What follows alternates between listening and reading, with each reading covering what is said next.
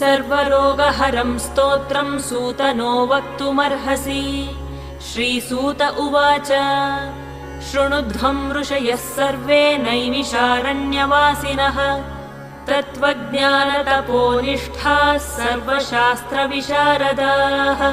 स्वयंभुवा पुरा प्रोक्तं नारदाय महात्मने तदहं सम्प्रवक्ष्यामि श्रोतुं कौतूहलं यदि।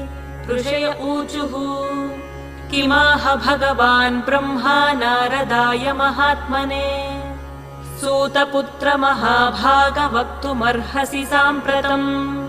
श्रीसूत उवाच दिव्यसिंहासनासीनं सर्वदेवैरभिष्टुतम् साष्टाङ्गं प्रणिपत्यैनं ब्रह्माणं भुवनेश्वरम्। नारदः परिपप्रच्छ कृताञ्जलिरुपस्थितः।